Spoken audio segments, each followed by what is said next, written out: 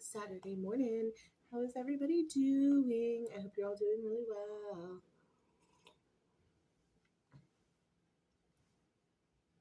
I'm doing really well. Still sunburned. That's okay though. But we are here to talk about something very, very fun and specific today. I have my 100th read coming up. I am on book 98 right now, and we've got 100 reads like right around the corner. So I need help, right? I need help deciding between these 5 books that I've limited it down to, narrowed it down to, and deciding what I'm going to do for my 100th read. I do like it, my 100th to be significant of some kind. Doesn't have to be like a life-changing book, but I would like for it to be not just like a monster romance. You know what I mean? Like, I'd like it to be something that's thought-provoking and something that is epic. You know, it's a 100th read of the year.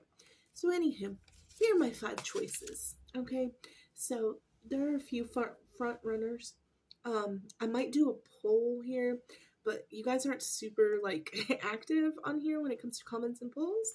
I'm probably gonna go ahead and do a poll and see if you guys. I would really appreciate if you guys actually gave your opinion on what you think my next read should be. So here are your 5 options. Okay, one is probably the front runner of the most, and that is Trust in the Emerald Sea by Brandon Sanderson. One of the few Brandon Sanderson books that I haven't read yet. I've read through all of Mistborn, read through all of Stormlight. Trust has been on my list for a while, but I really wanted a fancy copy, and I just, with the vacation and everything, haven't gotten around to purchasing the fancy copy, so I'm thinking about just going and getting the generic Barnes & Noble copy and making it my 100th read, because I've heard it's brilliantly done, heard it's incredible. I like Brandon Sanderson's whimsical stand-alones, like Warbreaker was amazing. It's one of my favorite novels ever. So yeah, Trust in the Emerald Sea is number 1. So Trust in the Emerald Sea was option number 1. Option number 2 is The Lost Apothecary. That has been on my want to read list for a really long time. It's historical fiction. I like historical fiction. It's female empowering from what I understand. So yeah, The Lost Apothecary is really high on my list of want to reads. 3. Yeah, 3 is hard for me. 3. A River Enchanted by Rebecca Ross. I read Divine Rivals by her, and I've heard A River Enchanted is just as good, and Divine Rivals was a 5+ read for me. So I really want to read A River Enchanted. That's honestly probably the second closest to Tress of my options. And then Midnight Library by Matt Haig. Never read it. It is so talked about on Book Talk. Everybody just cannot believe how good it is. So Midnight Library by Matt Haig is high on my list of books that I want to read that I've never read yet. And so it has the potential to be my 100th read. 100th read. And the last book is Babel by R.F. Kuang. So I read Poppy War for my 100th read last year, also by R.F. Kuang. And I really like her writing. I did not finish the Poppy War series because it was not for me, that particular series. I thought it was brilliantly written. I think R.F. Kuang is a genius. But that particular series, it just, okay.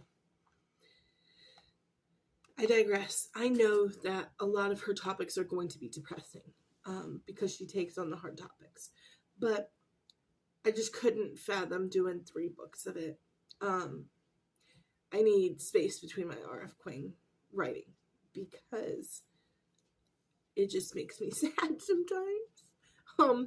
Like the scenes in Poppy War where I have a whole review on Poppy War, and why I think it's brilliant and one of the best, fantasy novels out there, but it wasn't for me. It's very military driven. So if you like that kind of book where it's a lot of strategy and that kind of thing, Poppy War is definitely for you. It is incredible writing, and it's very immersive. It makes you feel like you are there.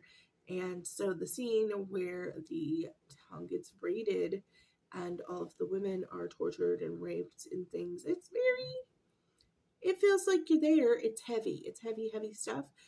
Especially when you get to the back of Poppy War for the questionnaire with the author, and you realize that a lot of these things she took from real events that have happened in, I believe, China. Please don't quote me on that, because it could be Japan or a different country. But in my heart, I'm feeling strongly it's China. But yeah, it is deep, deep, deep stuff.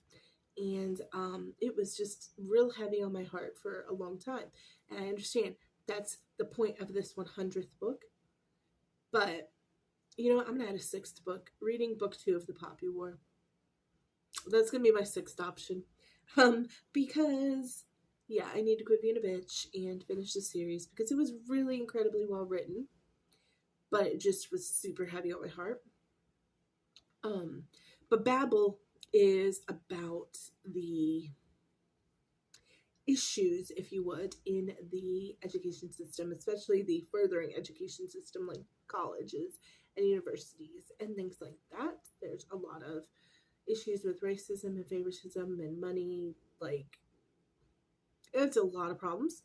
And so I really want to read Babel because I've heard just really, really good things about it. Like I said, R.F. Kuang does take on a lot of the harder topics. So I feel like I'm a professor the way I was holding my hands or something. But yeah, those are my options for my 100th read. I am going to go ahead and put a poll up and let's see what you guys think. If you don't see a poll up, because I didn't do a poll, just comment down below. Just give me a little comment and like the video and say, hey, I think you should read this or that. It helps me out so much to get feedback from you guys. So I love you all so, so, so much. Happy, happy Saturday. And I hope you guys have an awesome day. Bye now.